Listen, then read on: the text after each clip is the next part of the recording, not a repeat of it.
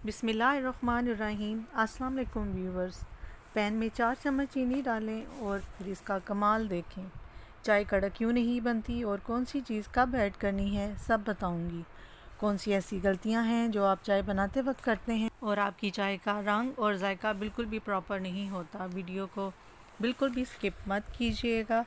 Recipe start करने से पहले आज की रेसिपी का टारगेट हम रखते हैं 500 लाइक्स। तो चलिए जी, हम अपनी आज की रेसिपी तैयार करते हैं जो कि सबकी कड़क चाय की रेसिपी है। ये चाय की रेसिपी बहुत ज़्यादा वायरल जा रही है और ट्रेंडिंग में थी, इसलिए मैंने सोचा कि आपके साथ ये रेसिपी शेयर की जाए। क्योंकि मौसम बदल रहा है, इसलिए इंसान का दिल करता है कि वो नाश्ते के अलावा शाम की चाय भी मस्ट पिए। तो चलिए जी, अपनी रेसिपी की तरफ बढ़ते हैं। अपनी इस ज़बरदस्ती रेसिपी को रेडी करने के लिए मैंने 1 किलो कच्चा दूध लिया है। अब पैन में 4 चम्मच मैं चीनी के डाल रही हूँ, क्योंकि मैंने 2 कप चाय बनानी है। अगर आप 1 कप चाय बना रहे हैं तो आप फिर उसमें 2 चम्मच चीनी के डालेंगे।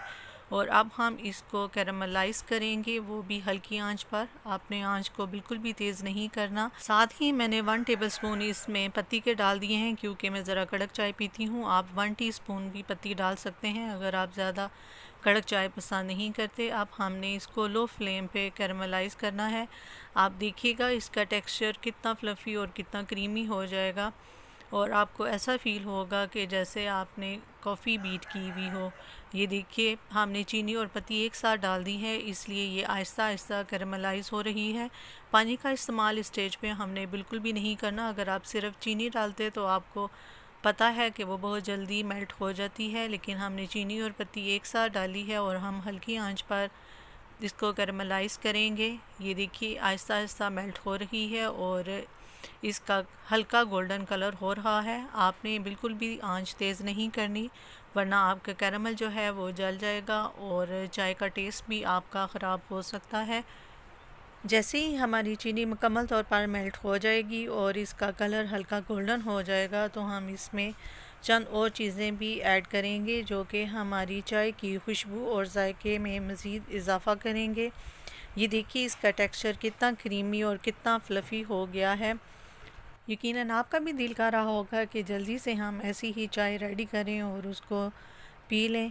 इस वक्त किचन में इतनी अच्छी खुशबू फैल चुकी है कि मैं आपको क्या बताऊं। अब मैं एक दालचीनी का टुकड़ा चाय के अंदर तोड़कर ऐड करूंगी और 3 मैंने हरी इलायचियां ली हैं और साथ ही मैंने इसमें 2 कप दूध के भी शामिल कर दिए हैं। आपने इस स्टेज पे बिल्कुल भी परेशान नहीं होना कि हमारा कैरेमल जो है वो जम चुका है।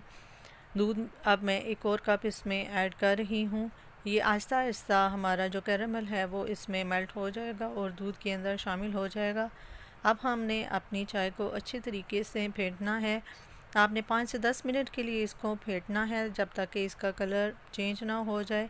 और जैसे ही हमारी चाय को खूबसूरत सा कलर आ जाएगा तो हम इसको बाद में सर्व करेंगे। ये देखिए जी, हमारी चाय का कलर कितना खूबसूरत आ चुका है।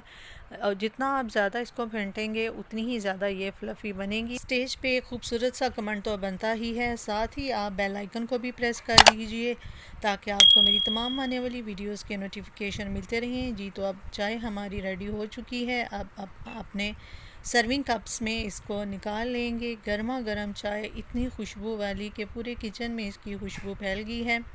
मुझे उम्मीद है आपको मेरी ये कड़क चाय की रेसिपी ज़रूर पसंद आएगी। इतनी ज़बरदस्त, इतनी खुशबूदार चाय पीकर आपका दिल खुश हो जाएगा और जब भी आप ऐसी चाय बनाकर अपने मेहमानों को सर्व करेंगे तो वो तारीफ़ किए बिना नहीं रह पाएंगे। नेक तमन्नाओं के साथ अपनी किसी नेक्स्ट वीडियो के साथ और नई रेसिपी के साथ आपकी खिदमत में दोबारा हाज़िर होंगी। तब तक के लिए अल्लाह हाफ़िज़।